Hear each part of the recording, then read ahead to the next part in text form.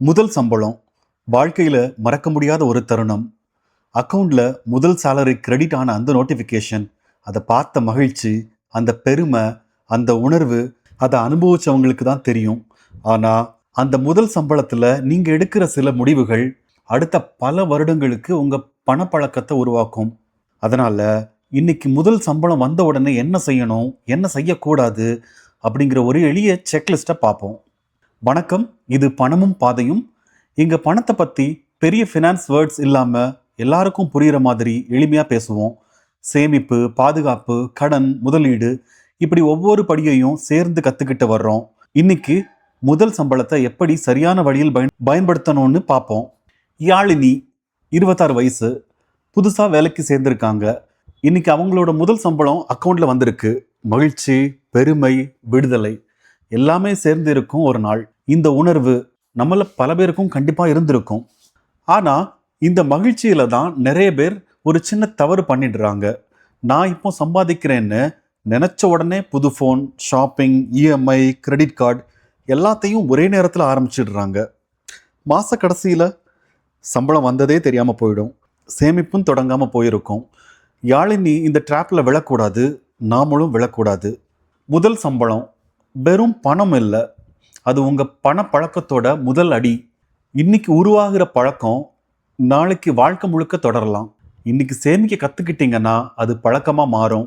இன்னைக்கு எல்லாத்தையும் செலவு பண்ண தொடங்கிட்டோம்னா அதுவும் பழக்கமாக மாறிடும். அதனால தான் இந்த செக்லிஸ்ட் ரொம்ப முக்கியம். முதல் ஸ்டெப், கொண்டாடுங்க. ஏன்னா இது உங்கள் உழைப்போட முதல் பலன். உங்களுக்கு ஒரு சின்ன கிஃப்ட் வாங்கிக்கோங்க. முடிஞ்சால் உங்கள் அம்மா அப்பாவுக்கும் ஒரு சின்ன பரிசு வாங்குங்க. அது விலைக்காக அல்ல, ஒரு நன்றிக்காக. ஆனால் ஒரு லிமிட் வச்சுக்கோங்க. கொண்டாட்டம் முடிஞ்ச பிறகும் மீதி பணத்துக்கு ஒரு திட்டம் இருக்கணும். அடுத்தது, சேமிப்பை முதல்ல ஆரம்பிங்க. செலவுக்கு ஒரு அக்கௌண்ட், சேமிப்புக்கு ஒரு தனி அக்கௌண்ட், ரெண்டையும் கலக்காதீங்க. சம்பளம் வந்த உடனே 20% ஆட்டோ டிரான்ஸ்ஃபர் ஆகிற மாதிரி செட் பண்ணிடுங்க. கடைசியில் மிச்சம் இருந்தால் சேமிக்கலான்னு நினைக்காதீங்க. முதல்ல சேமிங்க, அதுக்கப்புறமா செலவு பண்ணுங்க. அதுதான் பே யுவர் செல்ஃப் ஃபர்ஸ்ட். அடுத்த ஸ்டெப், எமர்ஜென்சி ஃபண்ட். வாழ்க்கையில் அன்எக்ஸ்பெக்டட் செலவுகள் வராமல் இருக்காது.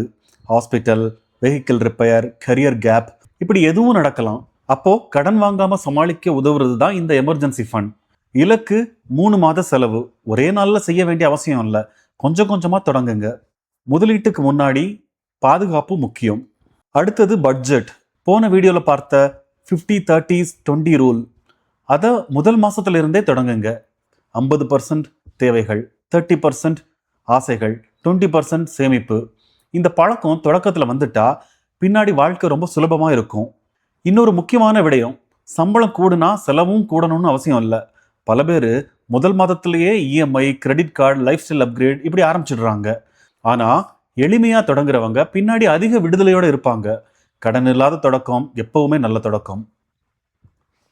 கடைசி ஸ்டெப், ஒரு கோல், ஒரு கனவு. அது ஒரு ட்ரிப்பாக இருக்கலாம், ஒரு கோர்ஸாக இருக்கலாம், ஒரு கேட்ஜெட்டாக இருக்கலாம், அல்லது யாருக்காவது வாங்குற ஒரு கிஃப்டாக கூட இருக்கலாம். எதுவாக இருந்தாலும் அதுக்காக தனியாக சேமிக்க ஆரம்பிங்க. ஒரு இலக்கு இருந்தால் சேமிப்புக்கும் ஒரு காரணம் இருக்கும். அந்த இலக்கு நிறைவேறும் போது அடுத்த இலக்குக்கான நம்பிக்கையும் வரும். ஒரு சின்ன எடுத்துக்காட்டு, இது விளக்கத்துக்காக மட்டும்தான். யாழினி மாதம் 32,000 ரூபாய் சம்பளம் வாங்குறாங்கன்னு வச்சுக்கலாம். அதில் 20%, அதாவது 6,400 ரூபாய், அதை தொடர்ந்து சேமிச்சா ஒரு வருடத்தில் 76,800 ரூபாய்.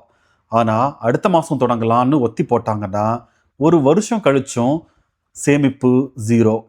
அதனால் எவ்வளவு சேமிக்கிறோங்கிறத விட எப்போ தொடங்குறோங்கிறது ரொம்ப முக்கியம். சரி, இப்போ முழு செக்லிஸ்ட். 1, வரம்போட கொண்டாடுங்க. 2, தனி savings account. 3, pay yourself first, 20% சேமிங்க. 4, எமர்ஜென்சி ஃபண்ட் தொடங்குங்க.